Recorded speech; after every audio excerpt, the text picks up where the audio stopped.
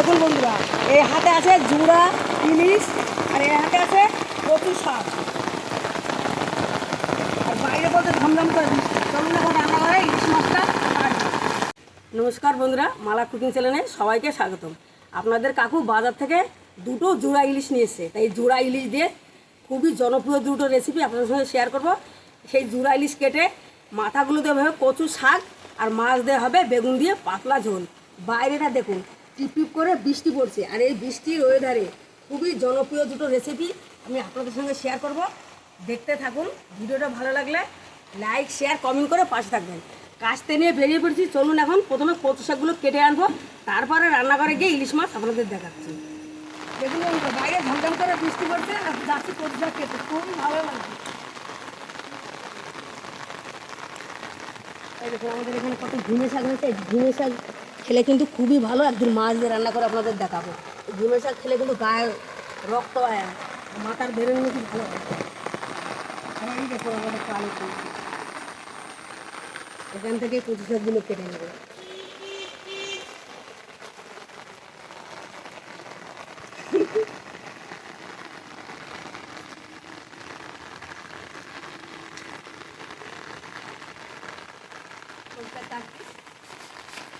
যা বড় দুটো তিনটে ঢেলা কাটলেই হয়ে যাবে।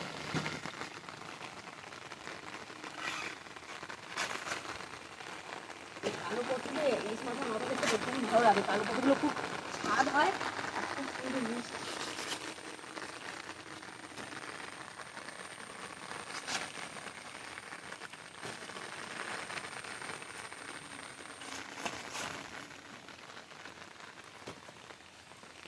ব্যাস এতেই হয়ে যাবে বন্ধুরা। এই দেখুন দেখলেন তো, কাদা নেমে পরিষ্কার কেটেছি, পাহাতে আবার কি দশা। পরিষ্কারগুলো পরিষ্কার করে স্নান করবো, তারপরে রান্না করবো। রান্না করে এখন ইলিশ মাছগুলো কেটে নেব।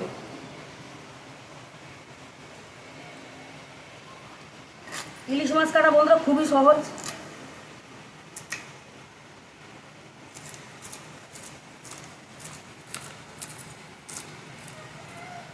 এখন কেটে আজ ছাড়ালে ইলিশ মাছ কাটা হয়ে যাবে। ইলিশ মাছ কাটা খুব সহজ আর ইলিশ মাছ কাটতে খুবই ভালো লাগে। এবছরে প্রথম আজকে ইলিশ মাছ আনা হয়েছে, আজকে প্রথম ইলিশ মাছ কাটছে। এখন পর পর আসতে থাকবে।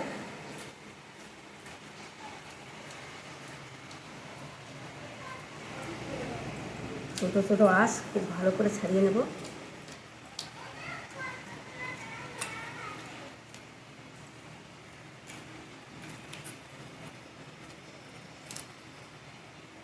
খুব ভালো করে ইলিশ মাছের আঁশ ছাড়িয়ে নিয়েছে, এখন কেটে নেব। দেখুন বন্ধুরা কতটা ফ্রেশ ইলিশ মাছটা।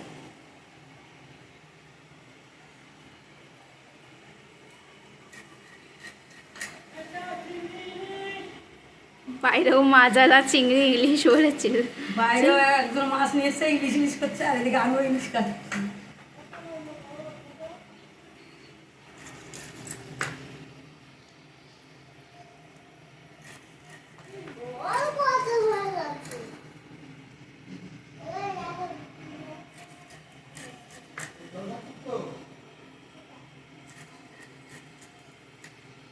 আমার মাছগুলো সব কাটা গেছে বন্ধুরা, এখন ধুয়ে নিয়ে ফিরে আসছি রান্নাঘরে। মাছ সবজি কেটে কুটিয়ে পরিষ্কার করে চ্যান করে চলে এসেছি রান্নাঘরে। প্রথমে রান্না করবো ইলিশ মাছ। ইলিশ মাছের লবণ হলুদ মাখানোর আগে কড়াইতে দিব সর্ষের তেল। দেখুন বন্ধুরা আমি কিন্তু প্রতিদিন প্রায় সাদা তেলে রান্না করি, তা আজকে যেহেতু ইলিশ মাছ রান্না হচ্ছে তার জন্য সর্ষের তেলে রান্না করবো। আপনারাও ইলিশ মাছ রান্না করলে অবশ্যই সর্ষের তেলেই করবেন, তাহলে ইলিশ মাছের স্বাদ ভালো হয়। সর্ষের তেল মাছে দিয়ে দেবো লবণ আর দেবো হলুদ গুঁড়ো। খুন্তি দিয়েই খুব ভালো করে মাছের মাথাগুলো একবারেই লবণ হলুদ মাখিয়ে নেব। মাছ ভেজে নেব।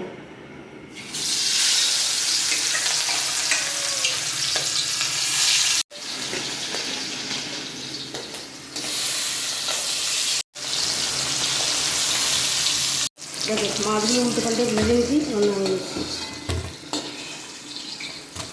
কড়াইতে ইলিশ মাছ ভাজার তেল আছে, আর একটু তেল দিয়ে দেবে।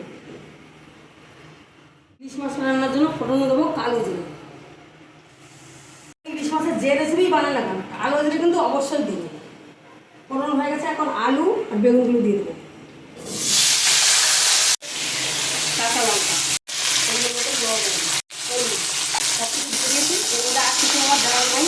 ইলিশ মাছ বেগুন আমি তো ঝোল করছি, আর কিছুই আমি দেবো না, কোনো মশলা না। কালো জিরে ফোড়ন, হলুদ লবণ দিয়ে ইলিশ মাছের ঝোল বেগুন আমি দিয়েছি। খুব ভালো করে ভেজে জল দিয়ে দেবো। দেখুন আলু বেগুন খুব সুন্দর মতো ভেজে নিয়েছি। এখন দিয়ে দেবো জল। জল একটু বেশি করে দেবো, ইলিশ মাছের পাতলা ঝোলটা একটু বেশি ভালো লাগে। দেখুন এতটাই জল দিয়েছি। এখন জাল উঠলে মাছগুলো দেবো। আমাদের ঝোলে খুব সুন্দর জাল উঠে গেছে, ভেজে রাখা মাছ দিয়ে দেবো।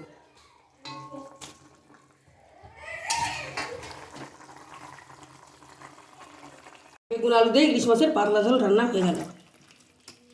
এখন রান্না করবো কচু শাক। তা প্রথমে ইলিশ মাছের মাথাগুলো ভেজে নেব। তেল, ইলিশ মাছের মাথা,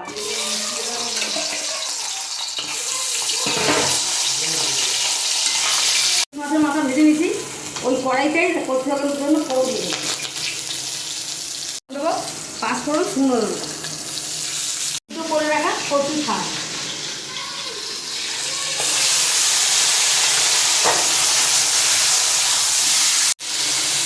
লবণ। কচু শাকে আর কিছু আমার দেওয়ার নাই। ইলিশ মাছের মাথা দিয়ে কচু শাক রান্না করলে পেঁয়াজ রসুন কোনো কিছু দেওয়ার দরকার নেই। শুধু 5 ফোড়ন, তেজপাতা, শুকনো লঙ্কা ফোড়ন দিয়ে ইলিশ মাছের মাথা দিয়ে কচু শাক রান্না করতে হবে। তাহলে ইলিশ মাছের স্বাদ পাওয়া যাবে। পেঁয়াজ রসুন দিলে কিন্তু শুধু পেঁয়াজ রসুনই গন্ধ হবে, ইলিশ মাছের স্বাদ পাওয়া যাবে না। আমি কিন্তু সেইভাবে আজকে কচু শাকটা রান্না করছি। আপনারা ওইভাবে করবেন, খেতে খুব ভালো লাগবে। খুব ভালো করে একসঙ্গে ইলিশ মাছের মাথা আর কচু শাক ঘেটে গুলে দেবো। কচু শাকটা লাস্টে কিন্তু একটু চিনি দিয়ে আমি রান্না করে নিয়েছি পুরো কম। দেখলেন তো, কচু শাক কেটে ইলিশ মাছ কেটে রান্না করলাম। ইলিশ মাছের মাথা দিয়ে কচু শাক, ইলিশ মাছের লেজা ভাজা রেখেছি, আর এই যে বেগুন আলু দিয়ে ইলিশ মাছের পাতলা ঝোল।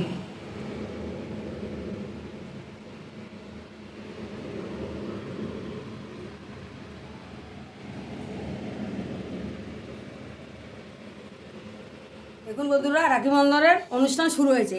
আমার গুনগুন, আমার রোহনকে রাখি পরাচ্ছে, আমার গোবরাও বসে পড়েছে। গোবরাও বলি, রোহনও বলি। দিদি বছরে করে তাও ভুলে যায়। ভালো করে আশীর্বাদ। ঠিক আছে, চন্দনে ফুটা দাও। আচ্ছা ঠিক আছে। আমার দিকে দেখা, তাপটা দাও। গুনগুন আমার হেসে, ওই যে তাপ দিচ্ছে, হেসে কুটি কুটি করছে। প্রতি বছর ভাইকে রাখি পরায়, তাও কি করতে হবে ভুলে যায়, ছোট মানুষ তো। হ্যাঁ এই তো হয়েছে। না ভাইকে রাখিটা পরাও, ভাই হাতটা বাড়াও। বাচ্চা তো একটু বলে বলে দিতে হয়।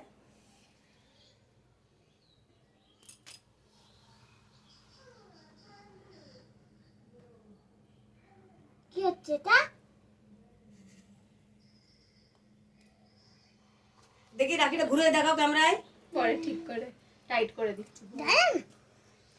ও বাবা, সত্যি খুব সুন্দর হয়েছে রাখিটা। ছোট্ট গণেশ কি? হ্যাঁ, গণেশের মুখ খুব ভালো লাগছে। এবার ভাইকে সন্দেশ খাওয়াও। এবারে আমার গুনগুন আমার রোহনকে সন্দেশ খাওয়াচ্ছে। রোহন, সন্দেশটা খেতে কেমন? দারুণ টেস্টি। দেখেই তোমার আমারই লোভ লাগছে খাওয়ার জন্য। দারুণ টেস্ট। তো একটু দিদিকে খাই দে। বন্ধুরা, আমিও বসে পড়েছি আবার রোহনকে রাখি পরানোর জন্য। প্রথমে আশীর্বাদ।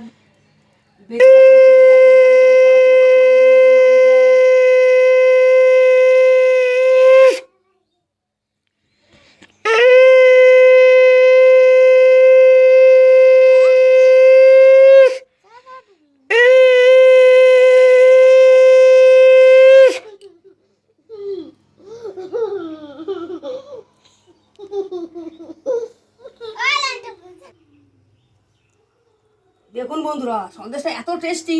আগে গুনগুনাটা খাইছে, আর এখন এটা পুরোই খেয়ে নিবে। না,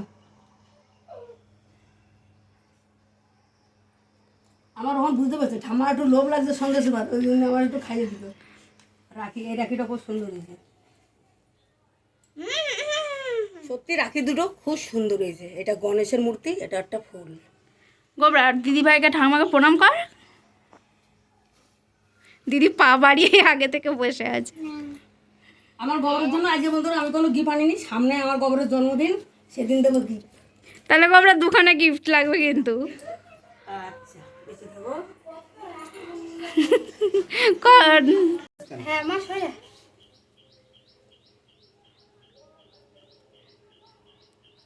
দেখুন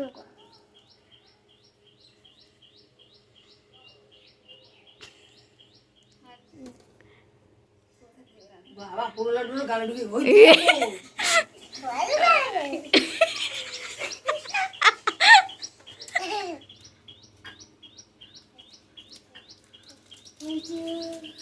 রান্না তো কমপ্লিট, খাবো। কিন্তু আজকে তো জানো একটা বিশেষ দিন, রাখি বন্ধন। আমার গুনগুন তো আমার বোনকে রাখি পরাবে, তা রাখি বন্ধন অনুষ্ঠান শেষ হলে তারপরে আমরা খাওয়া দাওয়া করবো। তা আজকের ভিডিওটা কেমন লাগলো অবশ্যই কমেন্টে জানাবেন, আর ভালো লাগলে লাইক শেয়ার কমেন্ট করে আমার পাশে থাকবেন। টাটা।